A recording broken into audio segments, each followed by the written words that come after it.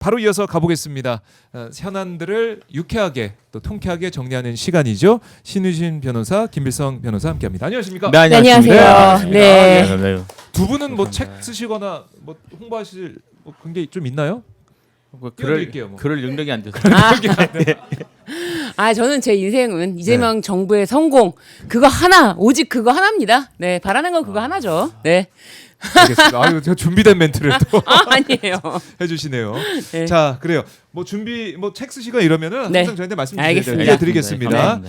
이재명 정부 성공 말씀하셨으니까 네. 이재명 대통령이 지금 해외에 가서 국익 외교, 실용 외교 열일을 하고 있습니다. 네. 어제 또 그저께는 UAE 이 전투기가 뭐 이게 떠가지고 막 호위하는 모습도 정말 국격이 차오르는 그런 느낌이 들었고 그렇죠. 어제는 정상회담도 진행이 됐고 국빈 방문 행사가 계속해서 진행이 됐습니다. 두 분 이거 어떻게 보셨는지 먼저 신유진 변호사 어떻게 보셨습니까? 이런 말씀 드리기 좀 네, 그렇지만 그야말로 우리나라의 위상이 이제 세계에 이 정도다라는 거를 보여주는 건데요. 네. 심지어 그 의전이 네. 그 트럼프 때보다도 더 좀 성대하지 않았나. 그래서 이게 바로 이런 말씀 드리기 그렇지만 국뽕이 차오른다. 네, 국봉 그 정도로 말씀을 드리겠습니다. 네네. 그래요. 네. 우리 김필성 변호사도 저는 보도된 내용 보셨을 것 같은데. 저는 프레임을 좀 다르게 볼 필요가 있을 것 같아요. 네. 그러니까 이제 이게 어떤 의미에서 하는 말씀이냐면요. 음. 지금 아마 이 프로그램도 마찬가지일 텐데 거의 모든 우리나라의 시사 프로그램이나 아니면 네. 뉴스들이 국내 사안에만 관심을 갖고 초점을 맞추는 경향이 있거든요. 근데 이제 전반적으로 정치인들이나 아니면 뭐 뉴스들이 외국의 그런 국제적 상황이나 이런 것들은 사실은 비교적 언급이 덜 되는 느낌이 있는데 그렇죠. 지금 중동이 어떤 입장인지 좀 볼 필요가 있습니다. 중동이 이제 여러 가지 측면에서 물론 뭐 전쟁 위험이나 이런 것들도 있지만요. 네. 지금 그 아랍에미리트를 가셨다 그러는데 중동의 거의 모든 국가들이 석유 이후에 대한 고민이 있어요. 석유 이후. 이게 석유라는 게 시대가. 석유라는 게 지금 계속 발견되고 있어서 석유 자체는 우리 이제 뭐 당분간 고갈될 걱정은 없다는 얘기는 하지만 네. 어쨌든 중동 지방이 석유의 중심지로 떠오르는 게 20세기 중반이고요. 거기서 계속 석유가 나올 건 아니거든요. 자기들도 이제 어느 정도 견적이 나온단 말입니다. 네. 근데 석유가 없어지면 그 다음을 지금 고민을 해야 되는데 그래서 지금 아직 석유 오일머니가 흐를 때 다음 이제 산업을 이렇게 일으키고 할 준비를 해야 된단 말이에요. 그러기 위해서는 파트너가 필요합니다. 그러니까 그 파트너로 중동에서 가장 관심 갖는 모델 중에 하나가 대한민국이라고 그래요. 그 이야기는 벌써 전부터 있었어요. 근데 이제 그 점에 있어서 지금 그 이재명 대통령이 전향적 모습을 보이고 있고 네. 그래서 아랍에미리트라는 쪽에서 자기들이 국익을 위해서 그렇게 높이 대접을 해주는 겁니다. 그러니까 이게 뭐 아랍에미리트가 그냥 한류가 좋아 이런 게 아니고요. 자기들도 다 계산이 있는 거예요. 네. 그러니까 지금 이게 우리나라가 그 이제 세계적인 선진국으로 사실 올라섰지 않습니까? 세계적 선진국의 하나로서 중동 지방에 있어서 경제 파트너 이런 것들을 상생할 수 있는 모델을 제시할 수 있는 그런 출발점이 될 수도 있고요. 그래서 이거를 뭐 가서 잘 대접받았다 이 정도로 볼 문제가 아니라 뭐 우리나라 여러 국내 사안들처럼 네. 유럽 그 중동 국가들과 어떻게 경제 협력을 하고 그리고 그것이 어떻게 시너지를 낼지 여기 가서 이제 첨단 산업이나 이런 것들을 같이 연구하는 이런 논의들을 한다고 하거든요. 네. 그런 것들이 또 우리나라 산업에 어떻게 플러스가 될지 이런 것들을 좀 눈여겨 볼 수 있으면 좋겠어요. 그래요. 그러니까 어제도 보면은 AI 관련해서 방산 관련해서 원전 관련해서 협력을 강화하겠다 이런 얘기를 들어볼 수가 있었고 사실은 윤석열이 2023년인가요? 그때 UAE 갔었잖아요. 네. 우리 부대 방문해가지고 UAE의 적은 이란이다 이런 얘기해서 그렇죠. 난리가 났었죠. 그때 그 얘기를 해가지고 이거 뭐지? 그때 뭐 여러 전문가들이 이건 아니다 이렇게 중동 이 미묘한 그 관계에 우리가 뛰어들어가지고 이거 판을 다 엎을 셈이냐 이런 얘기했던 기억이 있는데 그러니까요.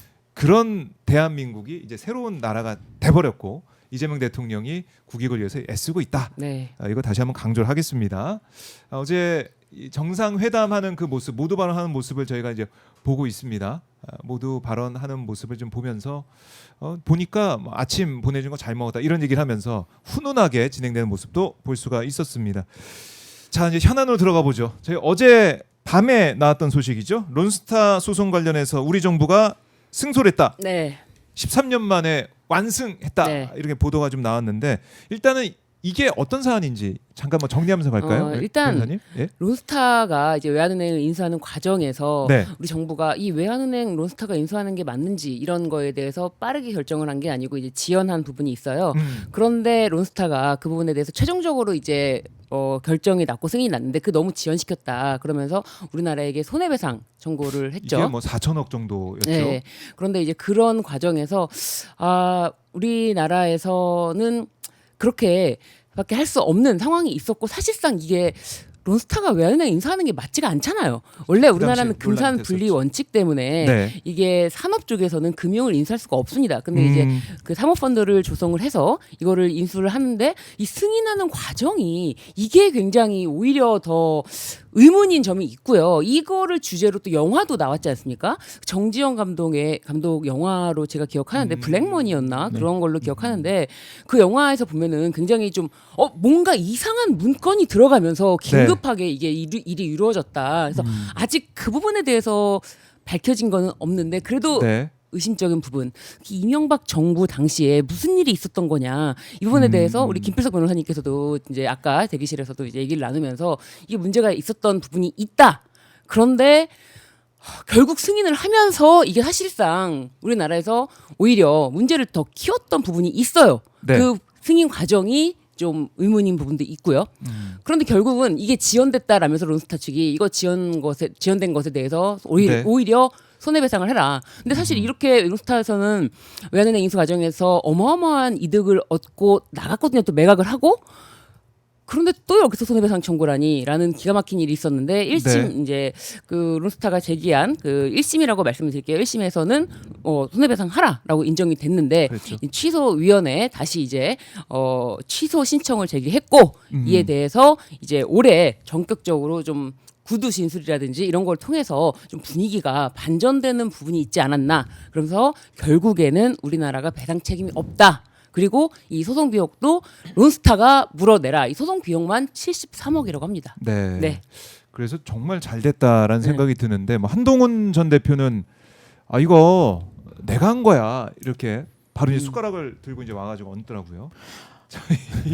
그 소송 내용 정확히 말하면요, 네. 상당히 기교적인 법리적 기술로 이긴 거예요. 네. 법리적 기술. 예, 그러니까 이거 변호사가 잘한 겁니다. 조금 더 말씀을 드리면 예. 이 구조가 이렇게 된 거예요. 그러니까 당시에 정말 국가가 개입해서 부당하게 지연시켜서 매각을 지연시켜서 손해배가 발생했느냐가 사실은 이슈인데 네. 그 이전에 이제 그런 사실을 증명하려면 증거가 있어야 되잖아요. 근데 이제 우리나라하고 나라마다 좀 다른데 우리나라는 증거 능력이라는 개념이 있습니다. 그러니까 우리나라에서도 있는데 그거는 우리나라는 형사에서만 따져요. 그러니까 기본적으로 증거를 그냥 제출하면 되는 게 아니냐고 생각할 수 있는데 네.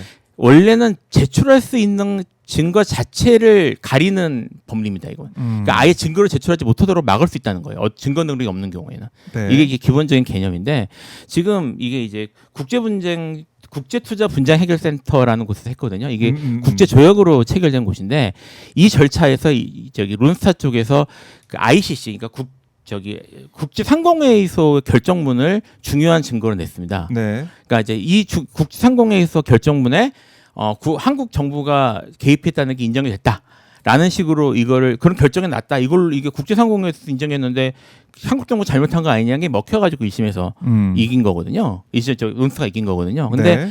이걸 2심에서 어떻게 싸웠냐면 이 ICC, 그러니까 국제상공회의소의 결정 당시에 한국의 절차에 참여하지 못했다. 그러니까 한국이 제대로 변명하거나 대응할 수 없는 상황에서 나온 결정문이라서 이 결정문을 증거로 쓰면 안 된다는 증거능력 배제 주장을 한 거예요. 아주 기교적입니다. 듣지 마시겠지만 법리적 복잡하고요. 이게 받아들여진 거예요. 그래서 이게 딱 들어보시면 뭐 좀 어려운 얘기인데 네. 이게 매우 그 절차적 법적인 이제 법리적 기술이 들어간 거고요. 이거는 법무부 장관이 한 게 아니고 당당 변호사가 잘한 겁니다. 그리고 네. 아니 지금 말씀하시는 게 이게 지금 이 결정적인 증거에 증거 능력이 없다라는 주장은 이게 뭐 당연히 받아들여진다고 보기는 어려워요. 예, 증거 능력이 없다라고 뭐 주장한다고 해서 증거 능력이 없구나 이렇게 판단하는 게 아니고 이 자체에 한국 정부 개입으로 인한 결정, 그 결정 내릴 때 그럼 한국 정부 얘기는 들어봤어? 한국 정부 얘기는 들어보지도 않고 그런 식으로 결정을 당신들이 마음대로 내린 것을 또 가장 중요한 증거로 채택해서 한국 정부가 문제였다라고 인정할 수가 있냐 이제 이렇게 주장을 했을 때 네. 사실 여러 가지 고려를 하게 됩니다. 특히 증거 능력 배제는 우리나라 뭐 재판에서도 그렇지만 이 증거 능력 배제는 어떻게 보면 재판부 맘입니다. 이거를 엄밀하게 따지면 증거 능력 배제하는 게 맞지. 그런데 그렇게 판단하고 싶지 않은데 이렇게 생각하면은 또 그냥 가는 거예요. 가는 거고. 근데 저는 그런 생각이 듭니다. 이 결정을 내린 데는 지금 변호사가 잘한 거 물론입니다. 그리고 또 한 가지는 우리나라 한국 정부의 위상, 국제적인 위상, 저는 네. 이거를 고려했다라고 봅니다. 으흠. 예. 그래서 한국 정부의 위상을 고려했을 때 예. 한국 정부가 개입하지도 않은 문건을 결정적인 증거로 해서 한국 정부에게 또 무리하게 손해배상의 지연이자까지 다 청구하게 된다? 이거 한국 가만히 안 있겠는데? 그런 생각을 하게 됐을 것 같아요. 그리고 트럼프가 뭐라고 했습니까? 김정관 산업부 장관을 콕 집어서 터프가이다라고 했고, 네. 뭐 우리나라 이제 김용범 정책실장도 미국이 우리를 밟아봐라. 그 밟는 발까지 뚫릴 수가 있다. 이런 발언을 하면서 진짜 어떻게 보면은 미국에게도 그렇게 강하게 맞서는 한국의 위상이 올라갔기 때문에 네. 이거 함부로 증거 능력 인정했다가는 이거 안 되겠는데? 이런 판단도 있지 않았을까? 이게 제 추측입니다.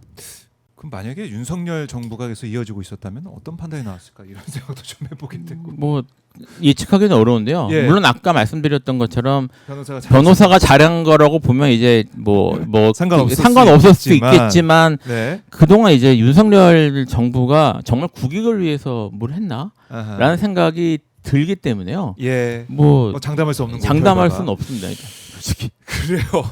장담할 수 없다는 말은 예. 됐겠냐? 됐겠냐 그게? 아이고 됐겠냐고. 됐겠냐고. 네네 그러니까 그런 뜻입니다. 아까 말씀하셨던 것처럼 저기 지난 아랍에미리트에 가서 이란 말씀하시는 분이잖아요. 네. 이제는 이렇게 말해도 정말 다 믿을 저 실성이 있는 얘기라고 생각하는데 분명히 저기 낮에 폭탄 좀 드시고 하셨을 것 같아요. 그런 말씀을. 그러니까 이제 그런 중요한 결정이나 그런 중요한 외교적인 그런 발언들을 그렇네요. 그렇게 하는 네. 사람이면 그렇게 한 사람이면 여기에 대해서 뭐 론스타에서 뭐 폭탄 저만 하시죠 하면 그냥 끝났을 수 솔직히 그럴 위험이 있었다고 좀 봅니다. 사실. 그리고 이게 농담이 아닌 게 정말 슬픈데. 네 농담이 아니라고. 농담. 그리고 뭐 지금 만약에 윤석열 정부가 지속됐다. 그럼 뭐 계엄 상황이든지 뭐 한덕수 총리 뭐 그렇겠네요. 대행 체제라든지 예, 예. 어떤 그런 상황이 지속됐을 경우에 이런 문제에 대해서 세세하게 신경 쓸 수나 있었겠어요? 아하. 사실상 국익을 최우선으로 하라라는 게 예. 전혀 없었잖아요. 저는 진짜 우리나라가 그때 뭐 일본의 속국이든 미국의 속국이든 뭐 속국인 줄 알았어요. 그 정도로 국익이라는 게 존재하지 않았던 그렇죠. 시절이 있었다는 거. 그런데 지금 이렇게 우리나라가 국제 무대에서 당당하게 목소리를 낼 수 있는 거는 국익을 최우선으로 하라라는 정부 기조에 따라서 네. 이 변호사들도 정말 최선을 다해서 이거 밀리면 여기서 큰일 난다. 그런 마음으로 임했기 때문에 이런 성공적인 쾌거를 거둘 수 있었다라고 저는 확신합니다. 알겠습니다. 그렇게 네. 정리를 해보겠습니다. 이재명 정부라서 네, 너무 가능했다. 다행이에요. 네. 예, 잘 됐어요. 이렇게 네. 정리를 해 보고요.